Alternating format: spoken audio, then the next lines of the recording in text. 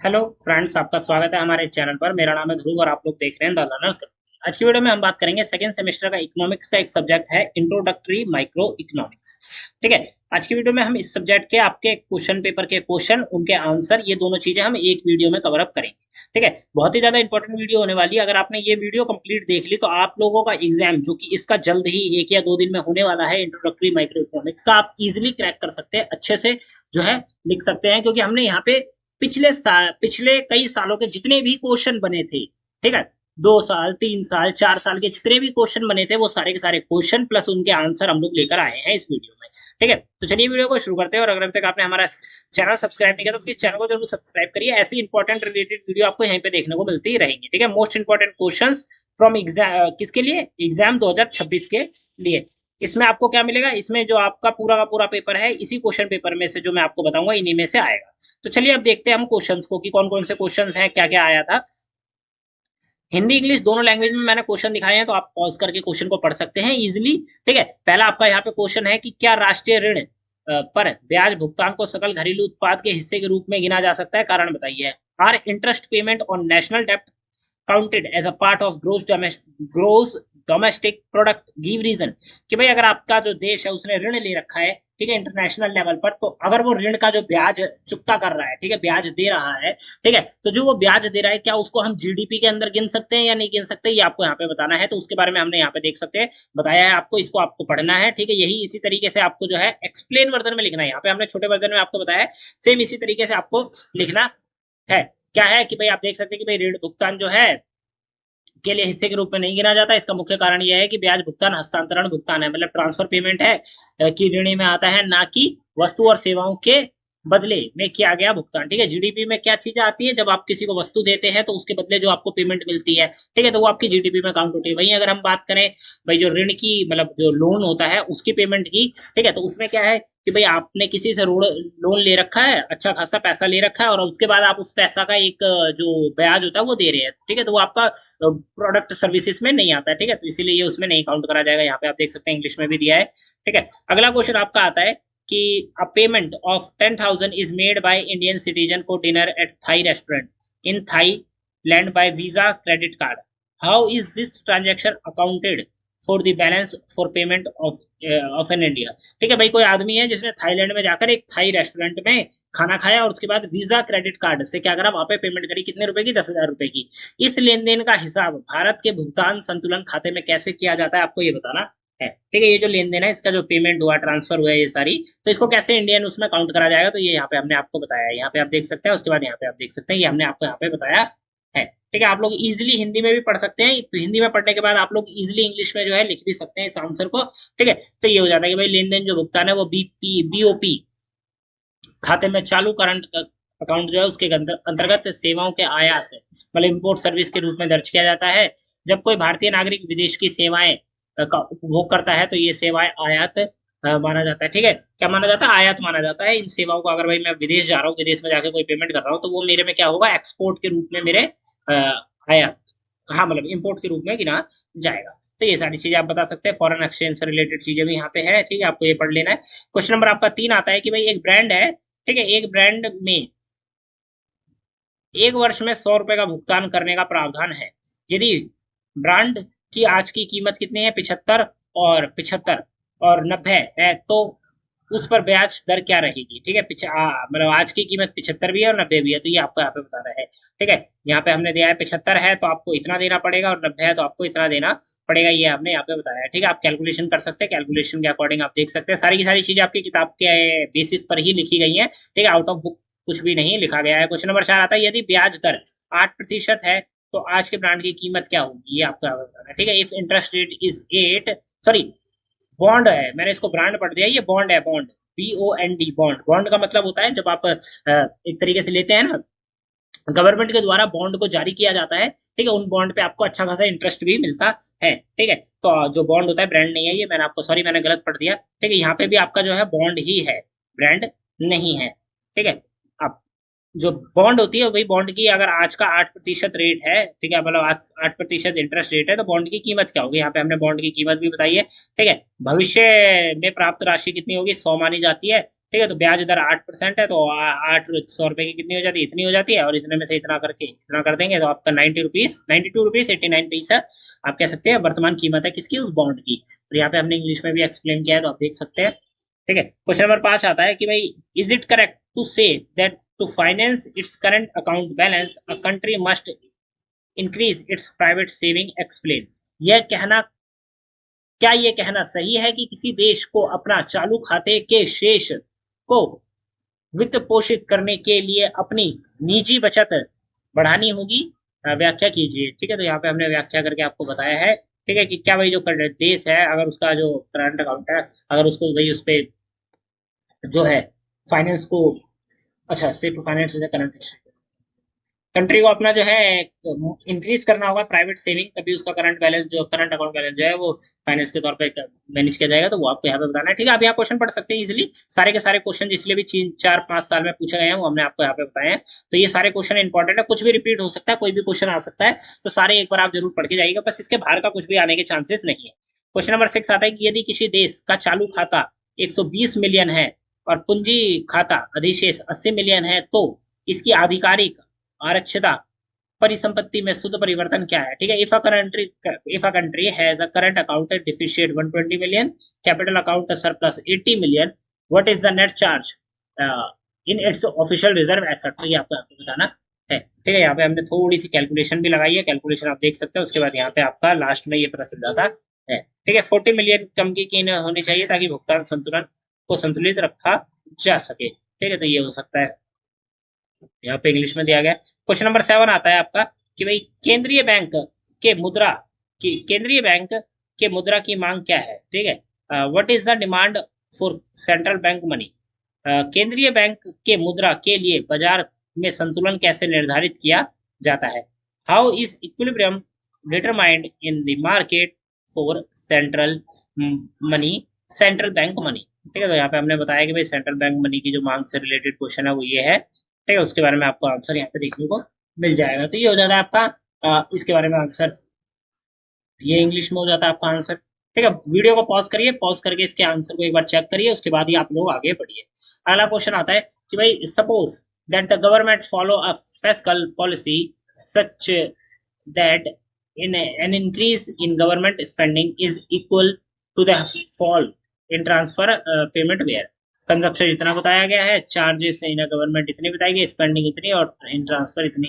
Find the change in equilibrium income. Equilibrium income में क्या change आया, आपको ये सारे डेटा को देख के बताना है। ठीक है। तो ये यहाँ पे हमने एक्सप्लेन किया है कि भाई इक्विलिब्रियम में क्या चेंज आया होगा।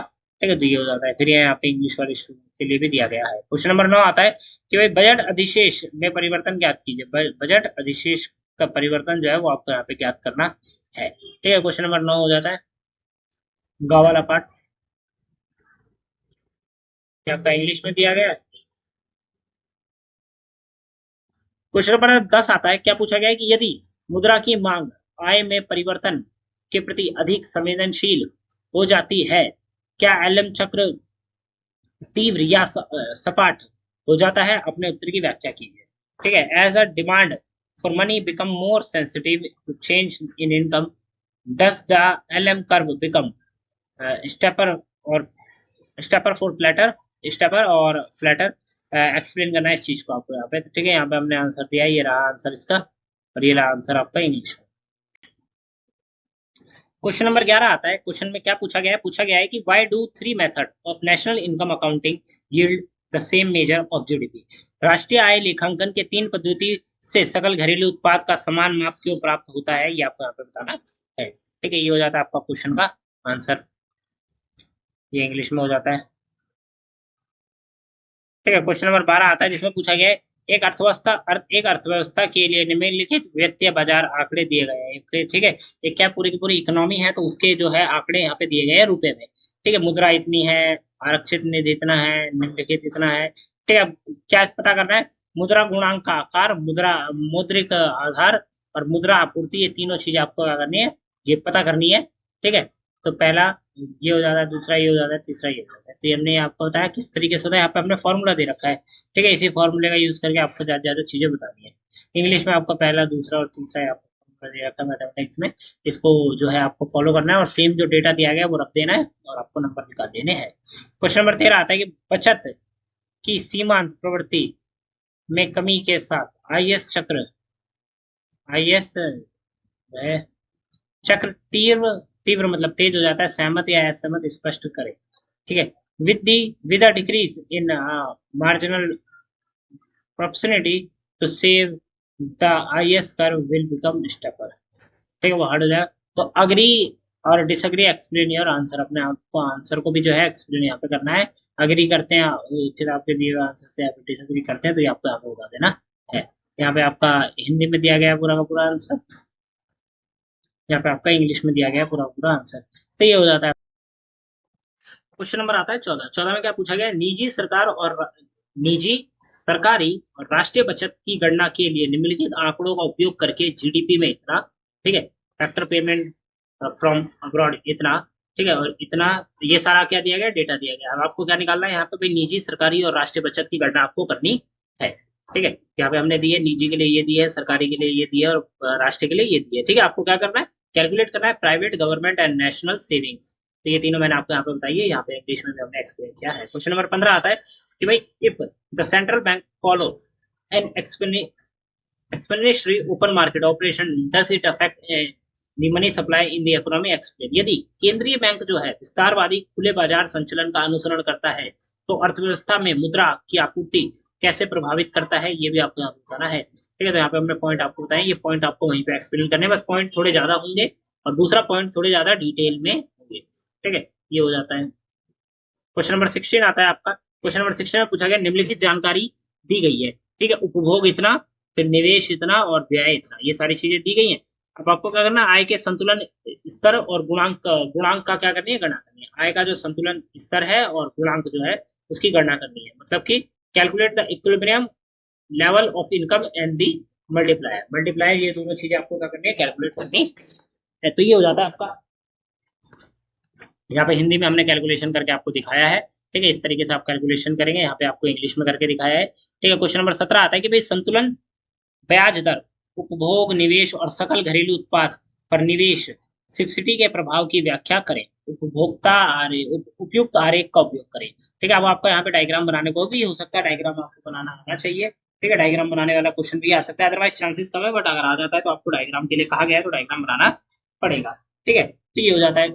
इसमें क्या पूछा गया भाई, explain the effects of investment subsidy on equilibrium interest rate consumption investment and GDP, use suitable diagram. तो यहाँ पे आपको डायग्राम भी बनाना है। ठीक है, यहाँ पे आप आरेख बना सकते हैं और यहाँ पे आपका पॉइंट हो जाता है। ठीक है, यहाँ पे आपका इंग्लिश में दिया गया है। क्वेश्चन नंबर 18 आता है कि is it correct to say that the finance its current balance sheet a country must increase the private saving, ये हमने कर चुके हैं ऊपर ही। ठीक है, ये वाला हमारा पहले ही हो चुका है। क्वेश्चन नंबर 9 आ जाता है, ये वाला भी आपका हो चुका है। ठीक है, यहाँ पे अब वो क्वेश्चन आ रहे हैं जो कि आपके रिपीट हुए थे। ठीक है, अब यहाँ पे हम देख रहे हैं उन क्वेश्चंस को जो कि आपके रिपीट हुए हैं। ठीक है, तो ये जो क्वेश्चन है ये आपका डायरेक्टली रिपीट हुआ है बार बार। ठीक है, मिलियन वाला जो क्वेश्चन है ये आपका डायरेक्टली रिपीट हुआ है बार बार।